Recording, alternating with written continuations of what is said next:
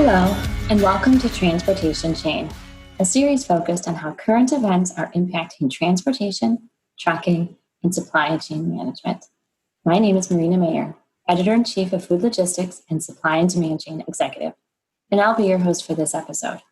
Our series opens with a look at the current state of freight and transportation, including economic data on the availability of vehicles and supply of and movement of materials and goods across the United States. We'll also hear from Sarah Jensen, editor of OEM Off-Highway, and Kurt Bennick, senior field editor of Equipment Today, to discuss the state of manufacturing and how increased federal investment could bolster the production and distribution of vehicles, equipment, parts, and components. The episode will wrap up with Becky Schultz, editor of Equipment Today, who will provide an overview of how large federal infrastructure package will impact the U.S. economy. But first up is Brielle Jakel, Associate Editor of Food Logistics and Supply and Demand Chain Executive, who will share insights on how truckload freight volumes have plummeted and what this means for the freight and transportation industry. Let's check in with Brielle now. Hello, my name is Brielle Jakel, Associate Editor for Food Logistics and Supply and Demand Chain Executive. And today I'll be providing an economic report outlining the current state of the freight and transportation industry. When the coronavirus hit the United States earlier this year, it turned supply chains across the country upside down. Consumers began panic buying everything from frozen pizzas and canned goods to toilet paper and hand sanitizer. This buying behavior then led to a massive need for trucks to help restock stores, further compounding the issue of labor shortage, which existed prior to the coronavirus. But it's the rising cost, shrinking capacity, and panicked customers that are shaking up the freight, transportation, and logistics markets, according to a report released by ABI Research. The ABI Research study reveals rail freight to be down by approximately 50%, and global air cargo volumes for the last month are expected to be down 9%. 49% of respondents from a DHL survey said that the coronavirus had resulted in them taking a more conservative approach to their business's global trade strategy. What is more is new data insights from Geotab highlight the impact COVID-19 has had on commercial vehicle activity in 7 major U.S. cities. According to the analysis, the U.S. city with the largest increase in average road speeds was New York City, moving from an average speed of 17.5 miles per hour to an average of 21 miles per hour, a 20% increase. San Francisco and Washington, D.C. had the second largest increase in average road speeds. The analysis also examined the average time stopped at city intersections after March 15th compared to average times from February 22nd to March 15th. The city with the largest reduction in time spent at intersections was Atlanta at 17%, with an average of 35 seconds spent at an intersection compared to 42 seconds before March 15th. The city that showed the smallest reduction in time spent at intersections is Seattle, with a 3% difference since March 15th. Yet goods are still moving from point A to point B, and much of that is a direct result of how the transportation network is set up and how quickly companies implement technology to keep employees, products, and facilities safe. According to DAT Solutions, truckload freight volumes plummeted in April and appeared to bottom out, with much of the economy still shut down.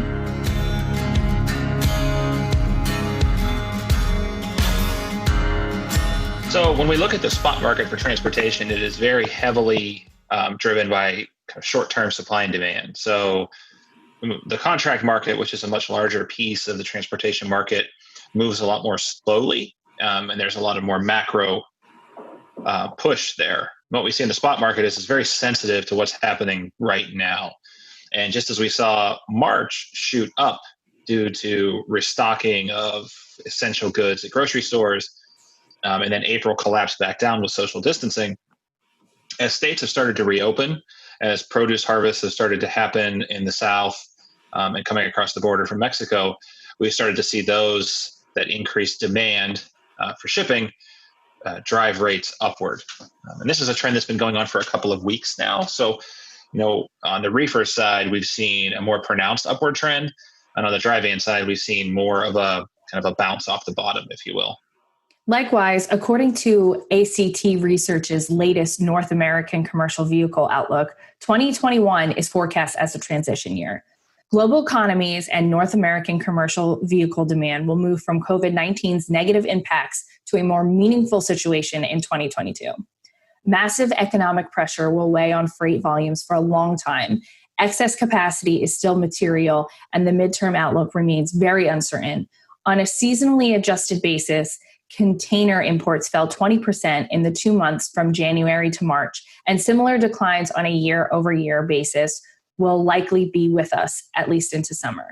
This is from Tim Denoyer, Vice President and Senior Analyst for ACT Research. Truck market volumes have come off the bottom, but aren't anywhere considered normal, according to a webinar hosted by FTR Transportation Intelligence. And as states begin to open up and businesses return to regular scheduled programs, truck freight recovery period will enter the restart phase.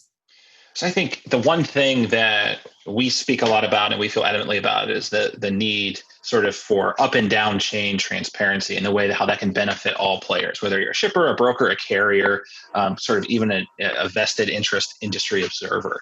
This sense that transactions are happening faster, the handshake between a shipper and a carrier or a broker, we see it on our own load board, is happening quicker, more digitally, less interpersonal. So arming yourself with the information, understanding how the market works, and not necessarily how to use it to your advantage, but to make sure that things aren't happening to you as much as you're controlling how the way that you respond to them.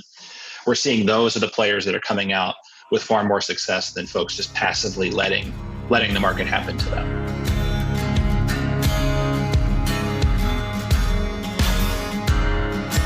The virus is now impacting the global supply chain, with a current estimate of 113 countries identified as reporting cases, according to ABI Research. Both capacity and pricing swings are anticipated across transportation modes, with the associated impact to shippers worldwide. But this up and down change could benefit the future of the freight transportation industry. This concludes our economic report outlining the current state of the freight and transportation industry. I'm Brielle Jekyll, Associate Editor for Food Logistics and Supply and Demand Chain Executive. Thank you for your time.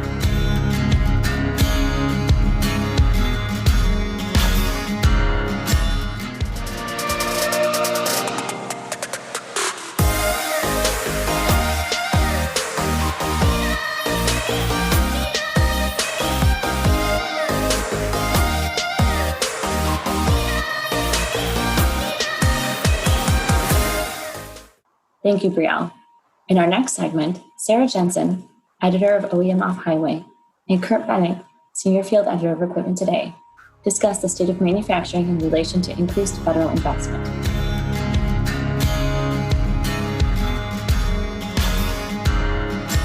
Hi, this is Kurt Bennett. I'm with ForConstructionPros.com.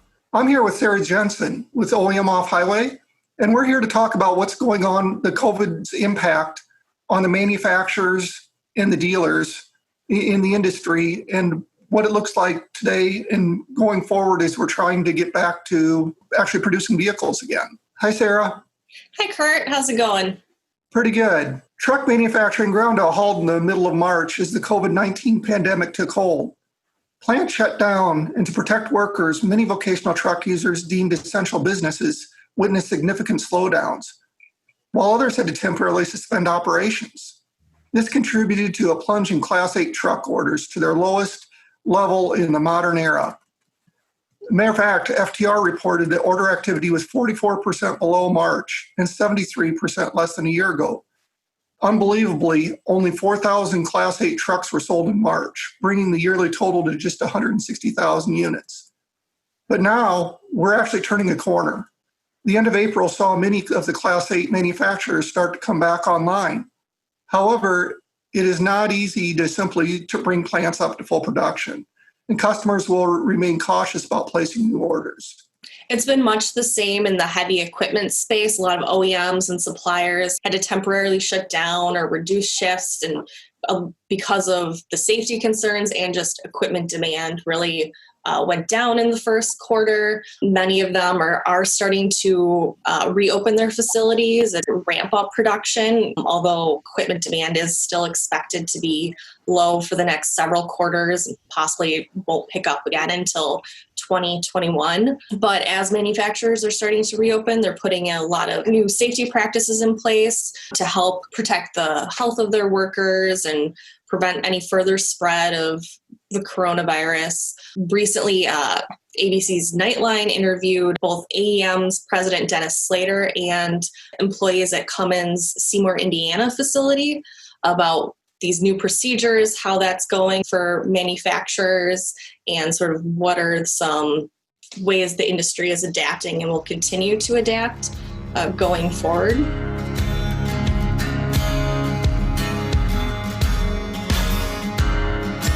The Cummins engine plant reopening last week after shutting its doors amidst the crush of COVID-19.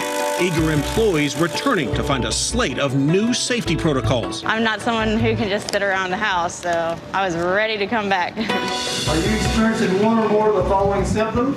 We're asked a series of questions to make sure that we're not feeling ill. Then we got our temperature checked. You're good, thank you. Thanks. We're given a mask for today. Thank you. Then you're ready to go to work, build some engines.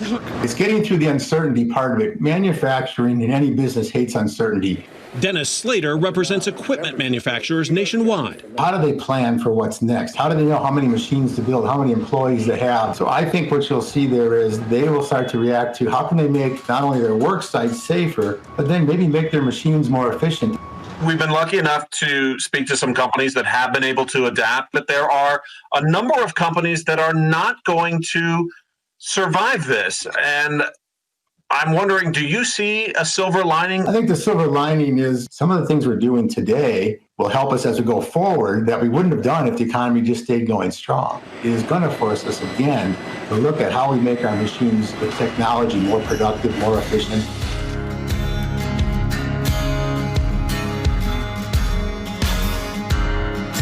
Thanks, Sarah. And I know manufacturers have developed plans to protect workers, including health checks before entering the plant, reconfiguring the production line to allow social distancing, which recommendations are about 6 foot spacing where possible, and installing protective barriers where this is not possible. Workers are needing to be retrained in safe procedures to prevent possible spread of COVID-19, and breaks and shifts are being staggered to minimize congestion as employees move around the plants.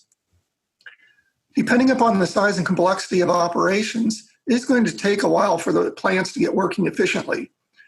Ford and Ram Trucks, manufacturers of medium-duty and heavy-duty commercial trucks, recently shared their detailed plans for restarting their plants. We have worked closely with the unions to establish protocols that will ensure employees feel safe at work, and every step possible has been taken to protect them, says Mike Manley, the CEO of FCA. Reconfiguring the plants is a major challenge. In the case of FCA, Ram Trucks parent, this meant 17,000 workstations had to be analyzed and evaluated to meet social distancing recommendations. And more than 4,700 job areas and workstations were redesigned or protective barriers were installed. So it's quite an extensive task. Similarly, Ford introduced detailed standards and precautions that will be used in reopening its plants. We've been working intently on how to restart our operations and safely bring our employees, and we're ready, says Jim Farley, Ford's chief operating officer. He adds, we have gone through and trialed these processes. Production of F-Series trucks requires 4 production plants, approximately 19,000 employees, and 2,000 U.S. suppliers. To get these plants up and running, a handful of workers were brought back to install safety equipment and put new safety protocols in place. The company has been developing a plan to safely reopen since it closed to protect workers from the spread of COVID-19. A comprehensive playbook with procedures and protocols detail how the Ford team will work together to keep everyone safe and healthy.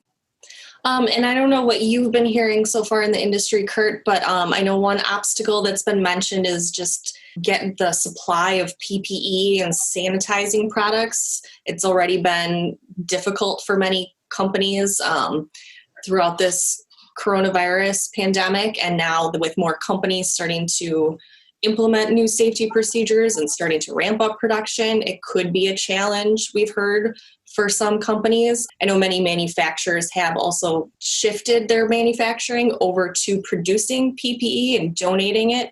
And many of those manufacturers are now producing it for their own employees, such as Mercedes-Benz over in Europe. It's a tailoring department that makes a lot of the interior decorations for vehicles, has been making face masks for use at Daimler facilities throughout Europe.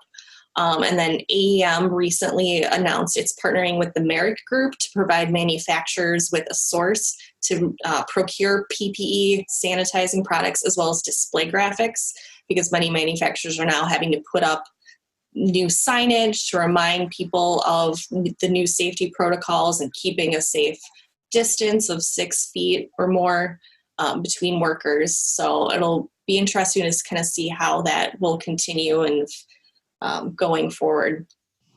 Yeah, Sarah, in addition to the manufacturing efforts on the plant side, a lot of the manufacturers are also focused on trying to make the dealership experience safe. And they're helping the dealers position themselves for reopening. Some of the manufacturers are working with their dealer networks to ensure the dealer and customer safety during the pandemic. Volvo and Mack trucks are using certified uptime process to promote safety and social distancing. These companies implemented the certified uptime process in 2016, initially to help dealers build best practices to increase repair efficiencies and enhance the overall customer experience. Central to this process is the Assist communication platform that enables remote communications and automates the documentation for service event, keeping all information in one place and minimizing in-person contact with the customer. This allows repair services to be completed with minimum internal interaction at the dealership.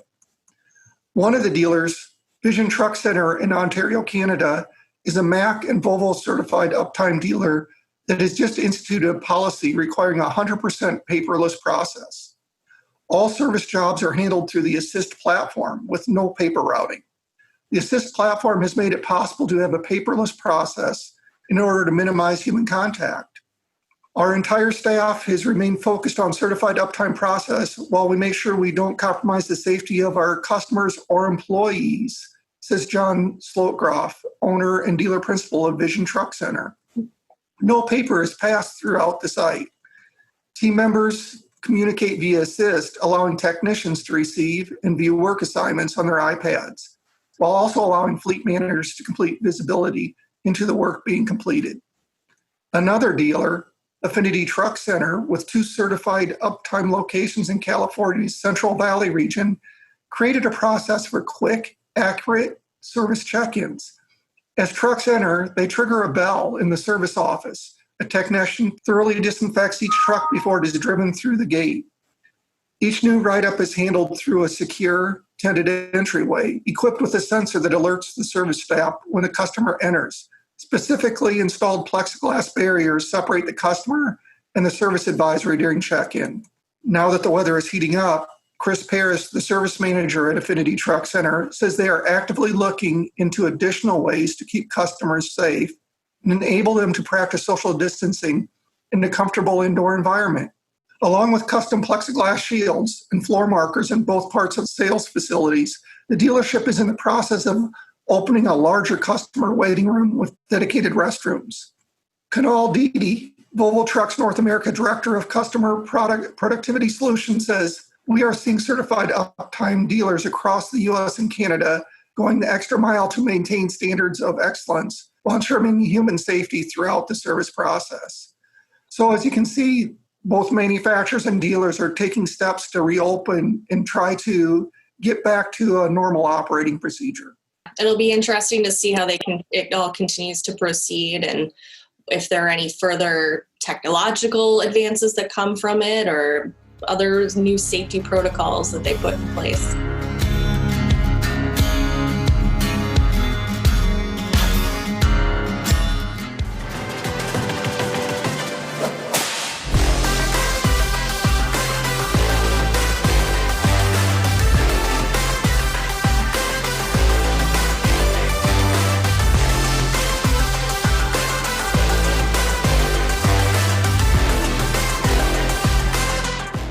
Thank you, Sarah and Kurt. In our final segment, Becky Schultz, editor of Equipment Today, provides an overview on federal infrastructure packages and their impact on the U.S. economy. Becky?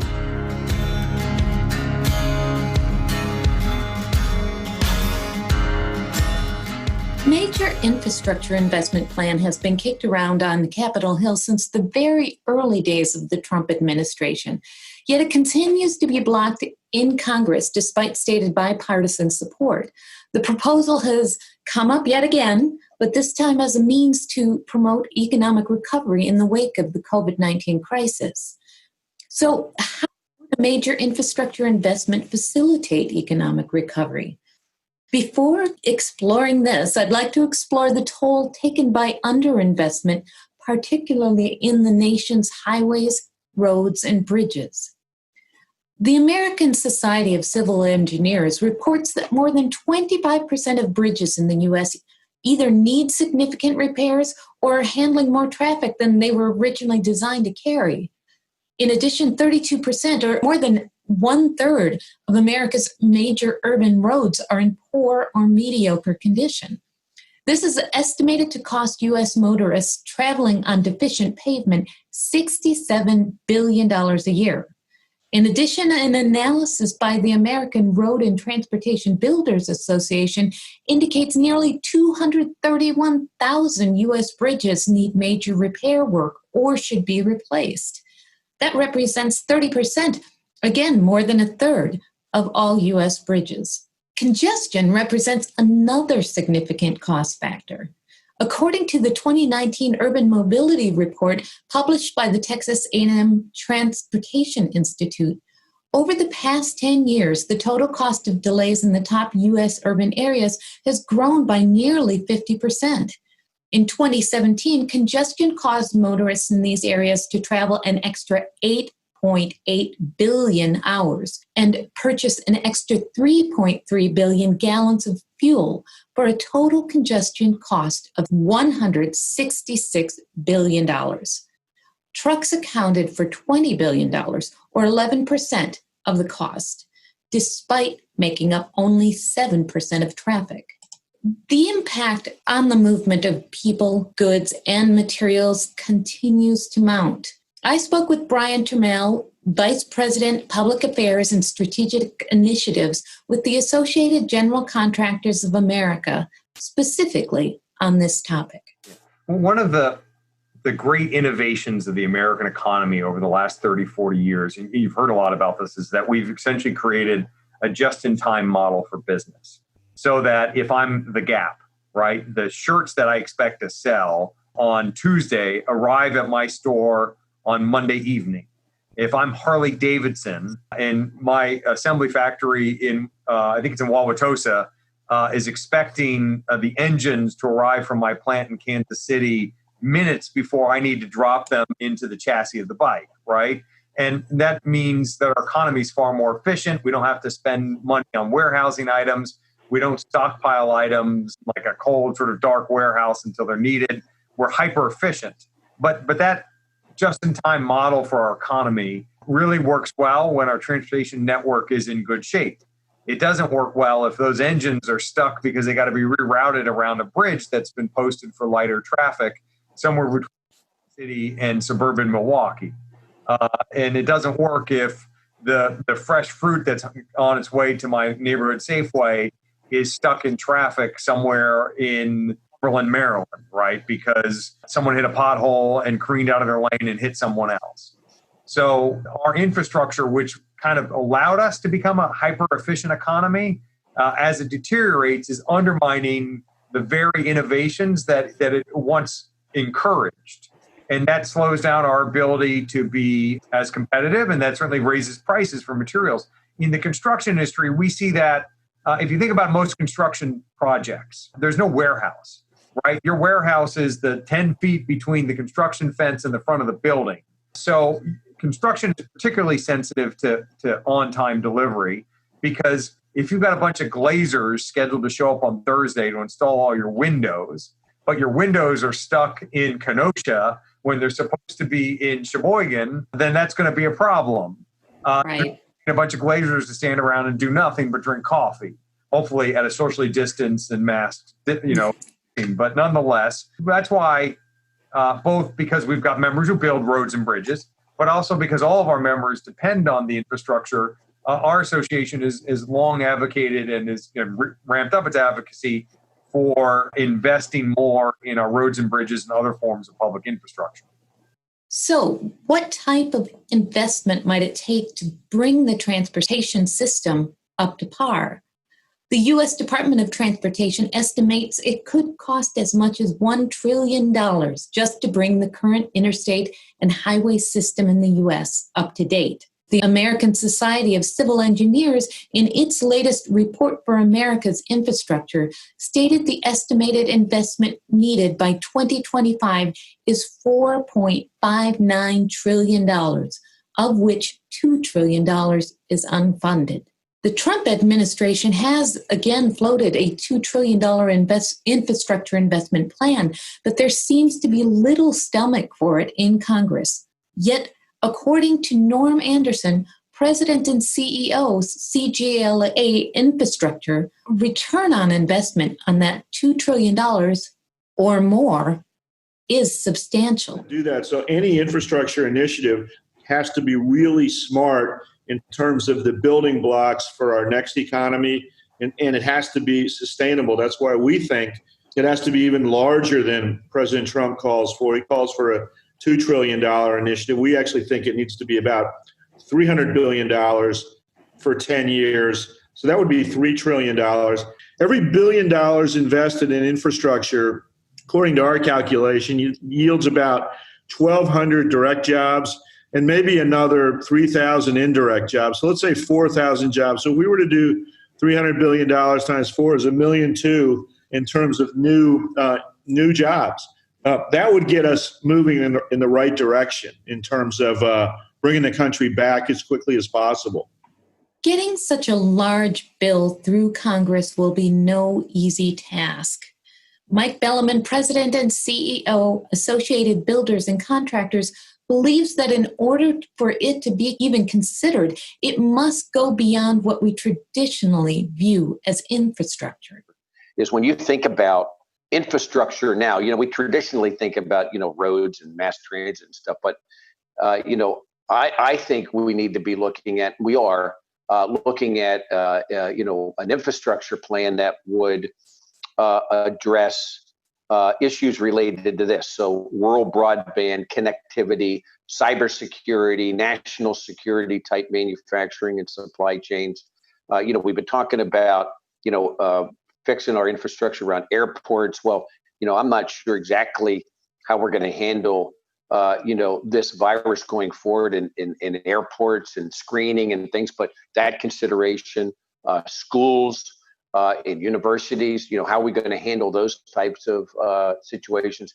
But pharmaceuticals, manufacturing, research, redundancy around that, and being able to produce, PPE and things that we need to be able to be self-dependent upon. So CGLA's Norm Anderson also believes a challenge in moving a plan forward is the perception in Congress of what infrastructure entails. If you and I walked up to Capitol Hill and we talked to 100 congressmen, I guarantee you everybody would have a different definition of infrastructure. Some would put electricity in, some wouldn't. Some would put oil and gas in, some wouldn't. Most wouldn't put water and wastewater in. You have to put that in. I think you need to put social infrastructure, so hospitals, clinics, schools, all that to me is infrastructure. And then all the stuff that ties it together on the logistics side, all that is infrastructure. And we're not even having that conversation. The other point that's really interesting is because of what's happened with the coronavirus in China, we're going to have to reinforce our supply chain here for everything, including medical equipment, PPP, et cetera, but also for everything else, because you can't be reliant on one country for all the stuff that makes you successful and powerful.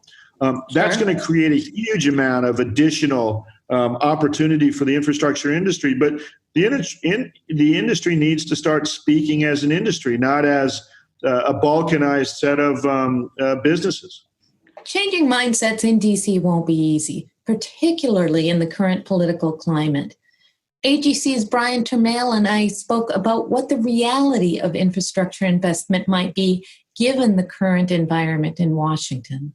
I mean, I think there have been a lot of reports that Republicans, particularly in the Senate, are hesitant to write another large check until they see what kind of recovery we're going to have when more states end their lockdowns, right? When these economic lockdowns come to an end, are we going to see that sort of V-shaped recovery, or is it going to be more like the Nike swoosh where it's a quick drop and then a very slow rise? If it's a quick drop and a very slow rise, there's a good chance that even Republicans in the Senate will realize we need to do more, and certainly investing in infrastructure is something that's a lot easier for Republicans and Democrats to agree on than on some form of the Green New Deal or other measures like that. So there's a chance, but to some extent we feel a little bit like Charlie Brown with the football that Lucy always holds out, and pulls away at the last minute. Politicians are always talking about infrastructure, and they're not going to, and we end up not seeing it in that sort of big package.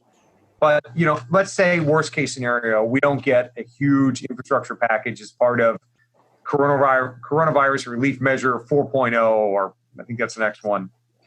Even if we don't get a big bill with a capital B, we're likely to get decent sized bills, the lowercase b, in that Congress still has to authorize a new surface transportation bill. They still have to authorize a new Water Resources Development Act.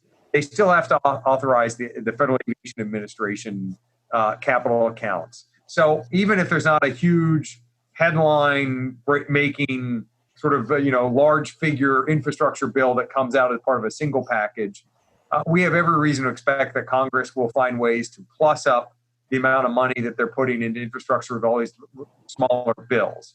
Because as much as Republicans, I think, are wary of getting tagged with spending even more in the trillions, they also appreciate the economic benefits of infrastructure, and they may just find ways to do it a little bit more on the down low than with a single sort of blockbuster bill. So, we're not letting our guard up. We're certainly doing everything we can to educate Congress. But if I had to bet, I'd say we're more likely to get good, decent-sized bills than we are to get a single large infrastructure bill out of the recovery effort. Clearly, the economic benefits of investing in infrastructure right now are much better than they were even a year ago, in the sense that construction firms have the ability to easily and quickly ramp up staffing, right? If we put $2 trillion in infrastructure last year, contractors would have found a way to make it work. It would have struggled to add much more to their size of their, because we were in the tightest labor market anyone had ever seen. Unfortunately, or fortunately, depending on your point of view, mostly unfortunately, we've now got 30 plus million people in the labor force. So the economic benefits of making that $2 trillion in infrastructure investment now would be enormous, because construction firms would be able to bring in a lot of people out of the unemployment rolls and put them to work in high-paying construction careers. So that would be, an immediate benefit beyond the sort of the broader multiplier impact of construction firms buying more equipment, more materials, more supplies, more vests, more helmets, all that, most of which is made in the United States. The broader impact is obviously in making our economy more efficient, right? And who knows what the longer term trends are going to be in terms of how business operates post-coronavirus. Well, one thing that's likely is that we're going to see a lot more regional concentration of manufacturing. I think, the coronavirus has been a real eye opener for folks that, it's a little bit naive to rely on everything you need as essential for this country to come from overseas. It's a country that may not have our interests in mind. So you're going to see, we think, an acceleration of the sort of insourcing of more manufacturing capacity in the United States, which means that we got to have our surface transportation network improve so that we can better move goods from the southeast to the southwest, as opposed to worrying about how to just move goods from the Port of LA Long Beach to the Mall of America.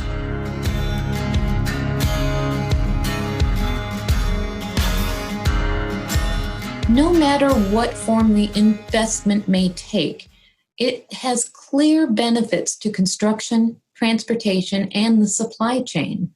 Communication with congressional legislators will be key to moving it forward. They need to hear from leaders within your industry segments as to the importance of infrastructure investment to the future of your business, as well as to the overall U.S. economic recovery.